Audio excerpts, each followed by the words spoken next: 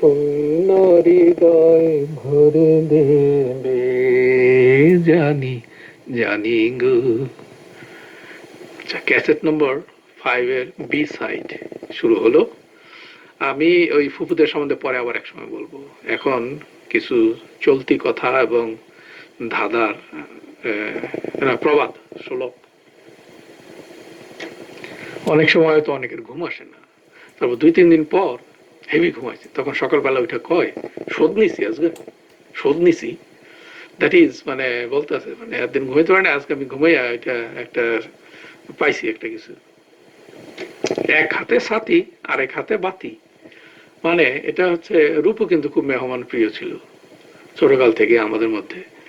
তো কোনো এক মেহমান আসছিল, তখন ওই সন্ধ্যা হয়ে গেছে প্লাস বৃষ্টি হইতেছে, তখন যাওয়ার সময় রূপু আমি খেয়াল করছি তার ছিল এক হাতে ছাতি আর এক হাতে বাতি। তো এই জন্য রূপুরে আমরা খেপাইতাম। পাইলাম থালে দিলাম গালে, ভাগ্য নাই কোনো কালে। ওই ভ্যাবলা চকিদার মানে কোন একটা সাদা সিধা লোক রে মানুষ এটা বলতো। ওই কোদাল্লা দাঁত মানে কারো দাঁত যদি বড় হইতো তাহলে এভাবে ডাকতো।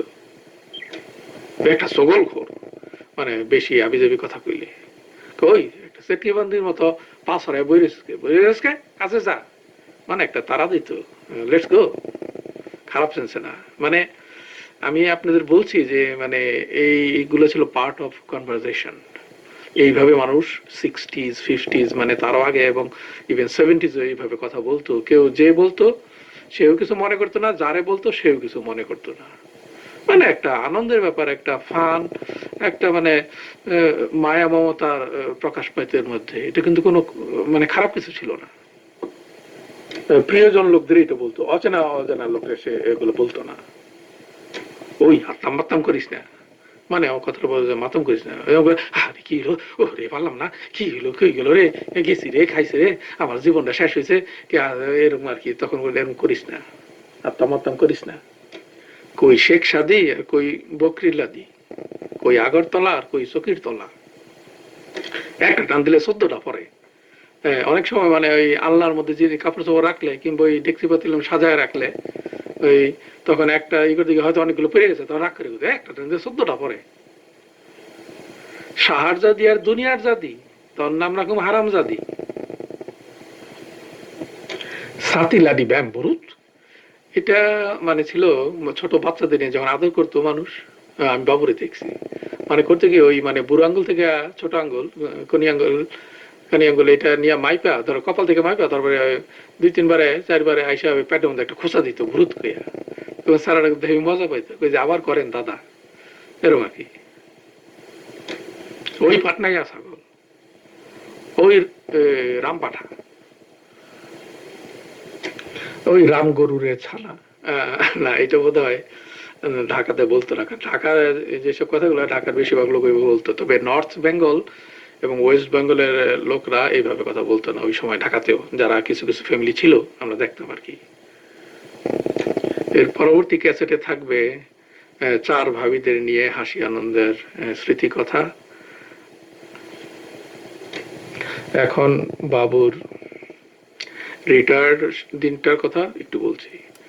ওই দিন আমার মনে হয় এটা 1982 সন ছিল।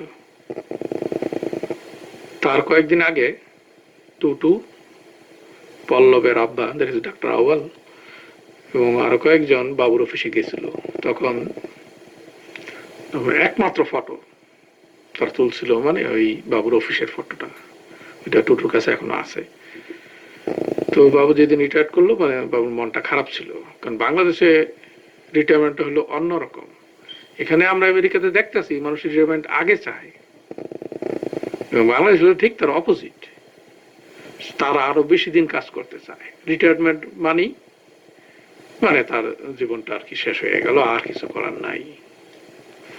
এবং তার যে একটা ক্ষমতা ছিল, বিশেষ করে পুলিশ ডিপার্টমেন্টে চাকরি করলে, আর্মিতে চাকরি করলে সেই ক্ষমতাটা থাকে না, তখন তার আরো খারাপ লাগে। কেউ মানে কথা শুনতে চায় না, অনেক হয় তার কাছে আসে না কাজের জন্য, পরামর্শের জন্য। এগুলো তার মেন্টালি হেভি খারাপ লাগতে থাকে। মানে একটা সিংহ যেমন আরেকটা সিংহ আইসা যে সিংহটা রাজত্ব করতো তারা খেদাই দিল, তখন ওই যে সিংহটা জায়গা ঠিক ওরকম একটা অবস্থা হয় বাংলাদেশের মানুষের ছেলেদের পেনশন করার নেওয়ার পর। তো মনে আছে বাবুর অফিস থেকে সব লোক তাদের একটা বিদায় জানাইছিল। ওখানে বাবুর একটা কোরআন শরীফ, একটা জায়নামাজ, একটা টুপি এবং আরো দুই একটা জিনিস উপহার দিছিল। বাবু যেদিন আসছিল বাবুর মনটা খুব খারাপ। তারপরেও তার ভালো লাগতেছিল যে মানে মোটামুটি একটা সুদীর্ঘ চাকরি জীবন তিনি অনেক রকম ইসের পরও অনেস্ট ভাবে রাইট ভাবে শেষ করছেন, এইটাই তার ভালো লাগতেছিল আর কি। তারপরেও রিটায়ার করার পর তিনি কয়েকদিন এদিক সেদিক চাকরি করার চেষ্টা করছেন, কোন এক জায়গায় হয়তো সুপারভাইজার কিংবা কোন এক জায়গার সিকিউরিটি অফিসার। তো আসলে বাবু ঠিক যে চাকরি চাইতেন যে সিআইডির এসপি, সেই ধরনের চাকরি তো উনি আর কোথায় পাইবেন না, তিনি যতই চেষ্টা করেন। এটা তার মানতে আর কি একটু সময় লাগছিল। তো আস্তে আস্তে উনি মাইনে নিয়েছিলেন। পরে আর কোনো কাজ তিনি করেন নাই, কিন্তু এই ঘর বাড়ির কাজ কিংবা অন্যদের ছেলে মেয়েদের কিংবা নাতি নাতনিদের নিয়ে তিনি ব্যস্ত হয়ে পড়ছিলেন, এবং তারপরে আস্তে আস্তে তিনি অসুস্থ হয়ে গেছেন, ন্যাচারাল যেটা আর কি। তো অসুস্থ হইতে হইতে বাবু আসলে স্বাস্থ্য কিন্তু সবসময় ভালো। তো ওই রিটায়ার করার পর বড় কোনো অসুখ আমি আসলে দেখি নেই। তো আপনারা জানেন যে ফাইনালি উনি অ্যালঝাইমার অসুখে আক্রান্ত হন এবং বেশ কয়েক বছর ভোগেন। মানে তারে দেখা রাখা, মানে অসুখ বিসুখ খাওয়া, মানে দারুণ একটা টাফ ব্যাপার হয়ে দাঁড়াইলো। দিনে দিনে সেটা বাড়তেছিল। মাঝে মাঝে তিনি হারাই যেতেন, এই সবাই ভাই বোনেরা আরো খুঁজে বেড়াইতো। একবার হারাই মিরপুরে চলে গেল, রাস্তার মিডল দিয়ে হাঁটতেছিল, ট্রাক শা করে এদিক সেদিক যাইতেছে, ওইখান থেকে তারে ধরে নিয়ে আসছিল কয়েকটা লোক। পরে বাবু কইতেছিল যে আমি পুলিশের লোক। তারপরে যেভাবে হোক জানতে পারছে, বাসায় দিয়া গেছে। তো এরকম মানে হাজার হইলেও মানুষও একটু মানে হয়ে যেতেছিল যে বাবু কেন এই অসুখটা হইলো, এটা কি আর কোনোদিন ভালো হবে না? তো ফাইনালি আর ভালো হয় নাই। তো ক্রমশ খারাপ হইতে হইতে তিনি একসময় মৃত্যু পথযাত্রী হলেন, এবং সেই দিনটার কথাই আমি বলতেছি। ওদিন রাত্র থেকেই মা বুঝতে পারতেছিলেন যে বাবুর শরীরটা ক্রমশ খারাপের দিকে যাচ্ছে, এবং ওই তিনি একটা হাত আর উঠাইতে পারতেছিলেন না। আর একটা হাত কোনো মতো উঠাইতে পারেন কি পারেন না, চোখ দিয়া চাইয়াছিলেন শুধু, এবং চোখ দিয়ে পানি পড়তেছিল। মানে তিনি কিছু বলতে চান কিন্তু পারতেছেন না, তার মুখের একদিক দিয়া কষ পড়তেছিল। মা ওইটা বারবার মোছাই দিতেছিল, খুব বেশি রকম পড়তেছিল। তো এই বড় আরেকটা তেনাই না, ওইটা মার ওই মুখের কাজটা গুজে দিল। মার সব স্মৃতি ভাসে আসতেছিল, যে কত বছরের সংসার মনে হইতেছে। এই সেদিন যে তোর বাবু মনে হইতেছে, এই সেদিন যে বাগবাড়িতে আইলো, চান্দা নিল, মানে ওই কাজদা হাইটটা জোরে জোরে কথা কই হাসতে হাসতে যাইতেছে। মানে এমনি খুব ছিল আর কি, মানে জীবন্ত লাইফ ছিল সারাটা জীবন। মানে এই জোরে জোরে কথা কওয়া, এইটা কওয়া সেইটা কওয়া, মানে কোন রকম এই ফিস ফাস করে কোনো কিছু এদের মধ্যে কোনোদিন তিনি ছিলেন না। আমার মনে হইতেছে সে লোকটা কত এই কলিকাতা গেল, তারপরে আবার কলিকাতা থেকে ফিরে আসলো, কোথায় কোথায় চাকরি, মানে প্রতিটা জিনিস মার সামনে মনে হইতেছে যেন এই সিনেমার মতো ভাসতেছে। মানে সারা ঘরে একটা সিনেমার মতো চলতেছে, যেদিকে চাকায়।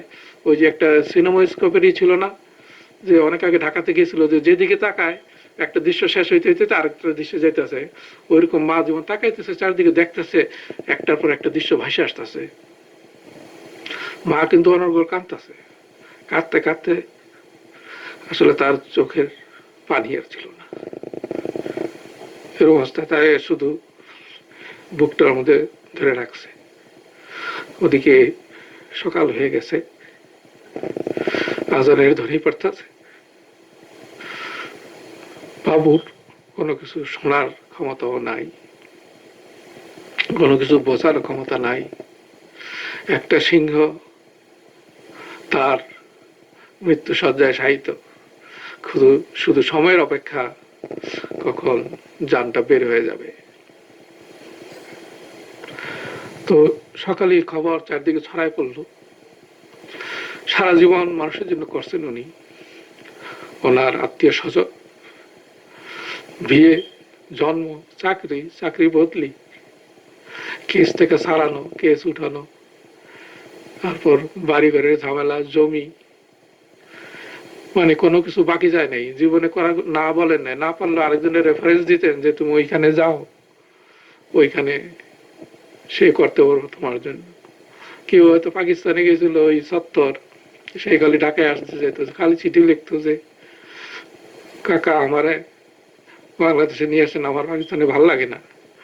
তো ওই সেই উনি কত লোক ধৈরা টৈরা 70-এ নিয়ে আসতে ঢাকাতে পারে। এরকম কেউ কেউ তো আমার ওই জায়গায় ভাল লাগে না, এটা সেই সারাটা জীবন করছে। তবে অনেকে সেটা বুঝতে পারছে শেষ বয়সে উনি যখন মারা গেলেন, যেদিন, সেদিন কিন্তু অনেক লোক দূর দূরান্ত থেকে আসলো। আচ্ছা, সেটা আমি বলতেছি। তো তখন ওই মানে 10টা, সাড়ে 10টার দিকে ওনার লাস্টে মা যেটা বললো, মার সাথে আমি ফোনে কথা বলছি, তো মা ওইগুলা আমরা বলছিল একদিন 1 ঘন্টা খানেক আর কি। তো আসতে তার ওই মার হাতটা একটু ধইরা তার হাতটা পড়ে গেল, চোখটা বুঝা গেল, দমটা শেষ বায়ুটা বাইর হয়ে গেল, এবং মার দিকে ছায়া ছিল আর কি। শেষ এটা মাকে ধন্যবাদ জানাইতেছিল বোধ হয়, যে তুমি সারাটা জীবন আমার জন্য, আমাদের সংসারের জন্য যা করছো তার জন্য ধন্যবাদ। এর বেশি কিছু করার ছিল না, এর বেশি কিছু আমার চাওয়া ছিল না, আমি সবাইকে ধন্যবাদ জানাই। তখন এই খবর যখন ছড়ায় পড়ে, বানের জলের মতো মানুষ ঢাকার বাইরে থেকে লোক কৃষ্ণের দিকে আসা শুরু করে।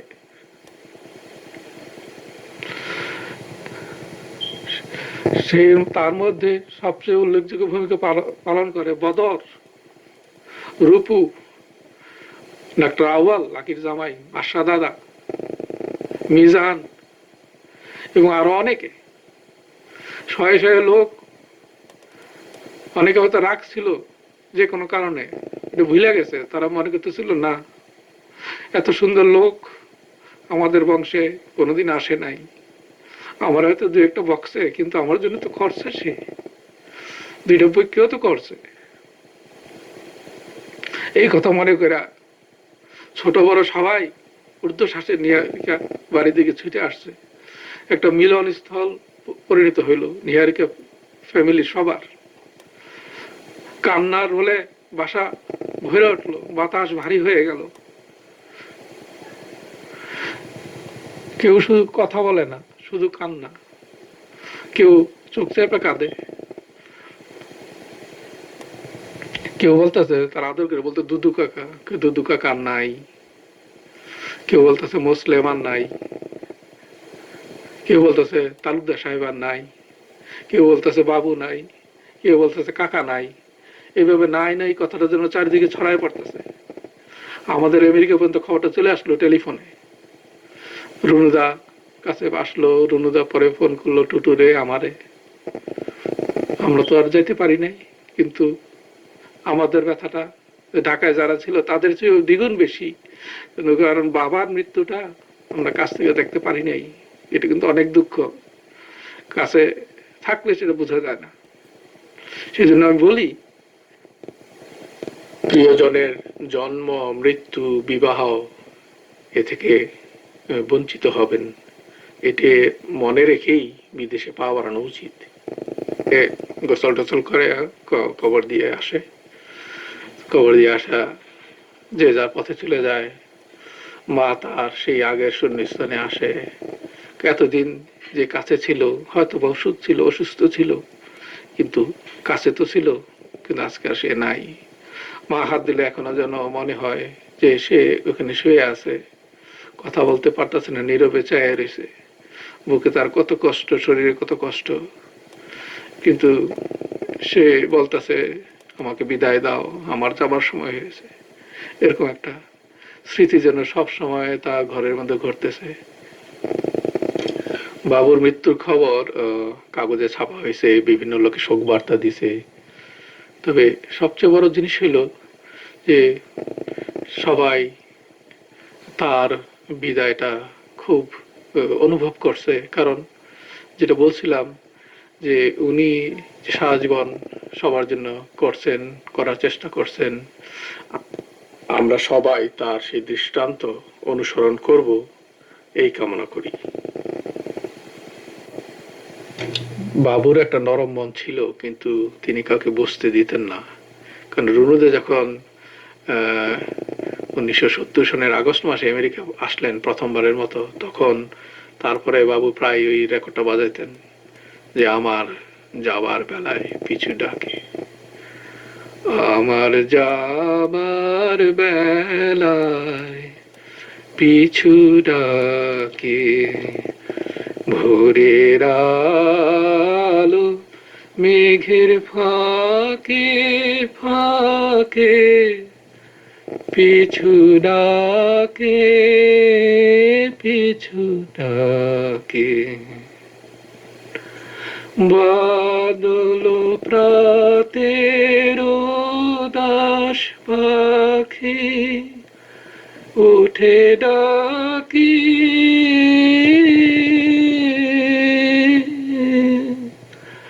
মনের গোপন শাখে শাখে পিছু ডাকে, পিছু ডাকে। ভরা নদী ছায়ার তলে ছুটে চলে খোঁজে কাকে, পিছু ডাকে। আমার প্রাণের ভিতর সে কে থেকে থেকে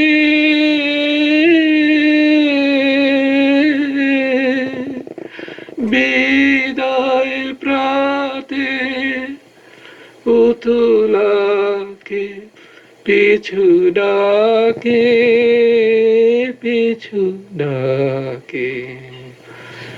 আমার যাবার বেলায় পিছু ডাকে। মার সাথে কথা বললে মা শুধু বলে, বাবা রে, আমার আর নেই, এখন যাইতে পারলেই বাঁচি, তোরা সবাই সহি সালামতে থাকলে আমার সবকিছু হইল। আমার তো এখন সব কাজ শেষ, শুধু অপেক্ষা। মা স্বপ্ন দেখে, স্বপ্নের মধ্যে বাবু আসে, যেন বলে যে নিহার, তুমি চিন্তা করো না, আমি তোমার জন্য বসে আছি, সময় হলে তুমি আসবা। জীবনে যেমন সুন্দরভাবে আমরা কাটাইছি, এখানেও আমরা পারবো। মা হয়তো হাত বাড়ায় তাকে ধরার জন্য, কিন্তু সে তো স্বপ্নে আসে, স্বপ্নে ভেসে থাকে, তারে ধরা যায় না। সেই কত স্মৃতি। বাবু মাঝে মাঝে একটু একটু রাগ করলেই, মানে বেশি রাগ আর করতে পারতো না, একটু রাগেই মা কান্না শুরু করে দিত। তারপরে সেই মার কান্না সামলানোর জন্য বাবুর সেই কি প্রচেষ্টা, এইটা সেটা কিনে দিত, এটা নিয়ে আসতো, চলো ওইখানে যাই। বাবুর সাথে বেড়াইতে চাইতো না, তো তারপর মা এটা খুশি করার জন্য চলো ওইখানে যাই, এটা নিয়ে আসি, এটা কিনি। বাবুর রেখে যাওয়া সেই পাঞ্জাবির লুঙ্গি, গামছা, টুপি এখনো সেভাবে সেই জায়গায় পরে আছে। মা ওগুলোর ধুলা টুলা পরিষ্কার করে রাখে। স্মৃতি, অনেক সুন্দর স্মৃতি। মা শুধু চিন্তা করবেন না যে আপনার স্মৃতি, আপনাদের স্মৃতি ওই রকমই থাকবে আমরা যতদিন বেঁচে থাকবো, ওই ঘর ওই রকমই থাকবে আমরা যতদিন বেঁচে থাকবো। মা, আপনাকে অনেক ধন্যবাদ যে আপনি সারা জীবন চেষ্টা করছেন আমাদের সুন্দর জীবনের জন্য। বাবু মা দুইজনকে ধন্যবাদ।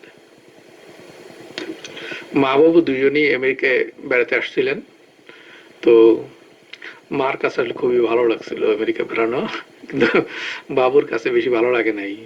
বাবু বলতেছিলেন যে তোরা বেশি অপচয় করস, খাওয়া অর্ধেক খায় ফেলাই দেস। তো আর কি এটা বাবু মানতে পারে নাই, তবে আর কি উন্নত দেশে সেটাই হয়, কিংবা উন্নত পরিবারে সেটাই হয়। তবে মানে এটা তো করতে পারলে ভালোই। বাবু তারপরে এখানে আসার পর রুনুদা তারে ওই নায়াগ্রা ফলে নিয়ে গেছিল। দূরে থেকে শব্দ হইতেছিল মনে আছে, বা ভালোই লাগতেছিল সবার, এবং ঝলঝল করে পানি পড়তেছিল জলপ্রপাতের। তো মানে ছবি টবি তুললো পরে। বাবু বলতেছিল, যা এই পানি পড়ার কতক্ষণ দেখুন, চল যাই গিয়া। মানে ওই মানে উনি ছিলেন মানে ওই ওনার টাইমটা একটা মানে ক্রিয়েটিভ কিছু করার জন্য, ইউজ করার জন্য। মানে ওই মানে ওই ঠিক ফান অতটা নীতি বলতেন না, যে ফান করুম পরে আগে কইরা নি কারোর জন্য কিছু। মানে লাইফ লং উনি ওইভাবেই করছেন। অনেক সময় কিন্তু উনি আমাদেরও যে হয়তো একটা কিছু দিতে পারতো, ওইটা না দিয়ে অন্যের জন্য করছেন। আমাদের তখন ছোটকালে কিন্তু খারাপ লাগতো, কিন্তু এখন বড় হয়ে বুঝি না রাইট করছেন। কারণ আমার কিছু আরাম বাদ দিয়ে আমি যদি অন্য একজনের কারো উপকার করতে পারি, কারো একটা কারো মেয়ের বিয়ে হয়, কারো ছেলের পড়া হয়, কারো চাকরি হয়, তাহলে হোয়াই নট। হ্যাঁ, বাবু রাইট ছিল, ঠিকই করছে সে।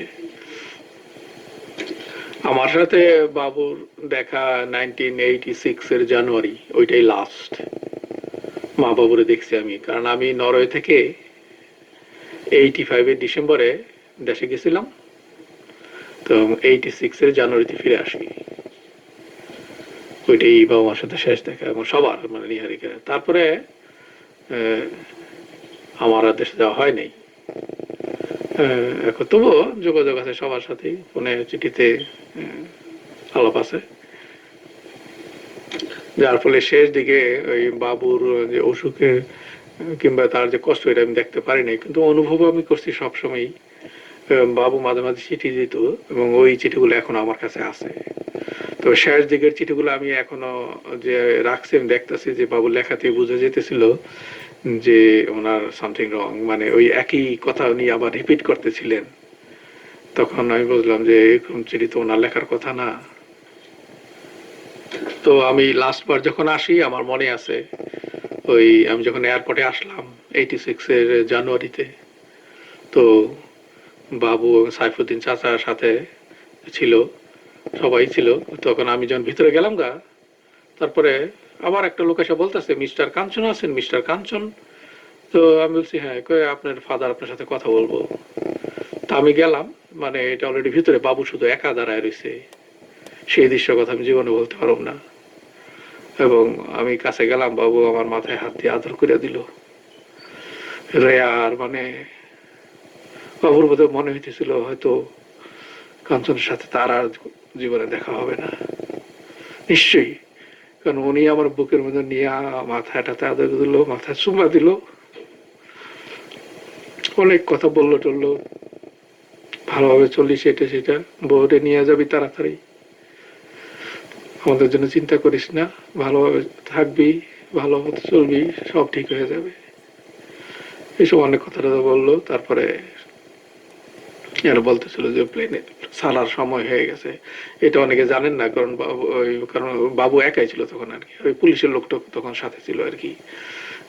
বাবুরে চিনত অনেকে, ওই হিসাবে সাইফুদ্দিন চাচা ওই হিসেবে লিখছিলেন আর কি।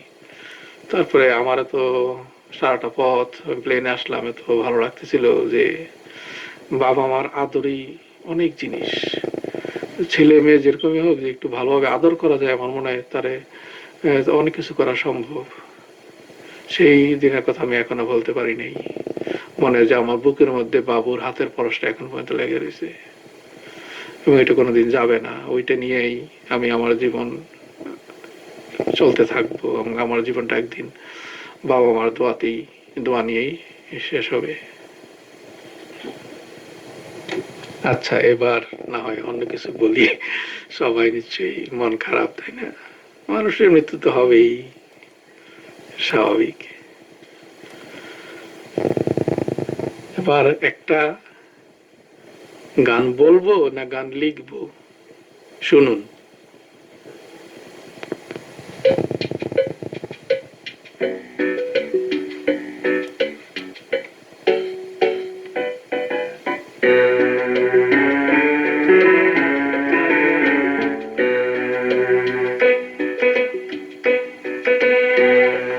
একটা গান লিখো আমার জন্য,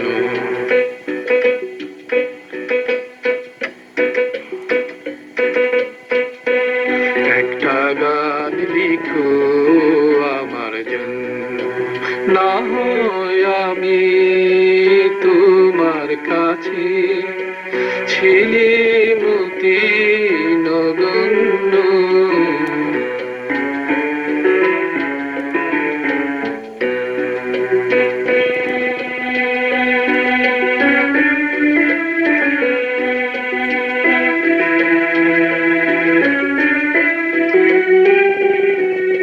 সে গান যেন আমায় উদাস করে নেয়, সে সুর যেন আমায় ব্যাকুল করে দেয়।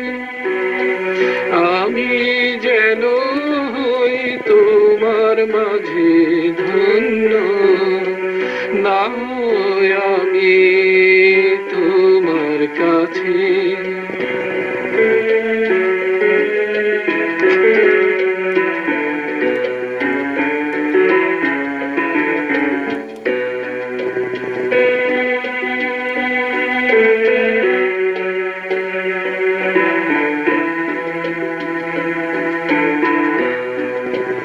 আমি ছেলে তোমার প্রেমে প্রথম স্বপ্ন নায়িকা, লিখেছি তোমায় মনের অক্ষরে অনেক ছন্দ লিপিকা।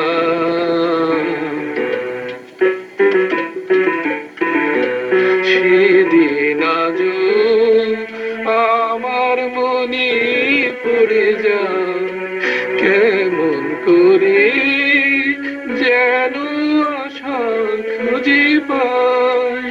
জীবনটারে যে কতই সহজ গণ্য, না হয় আমি তোমার কাছে ছেলে মতি নগণ্য। একটা গান লিখো আমার জন্য, একটা গান লিখো আমার জন্য।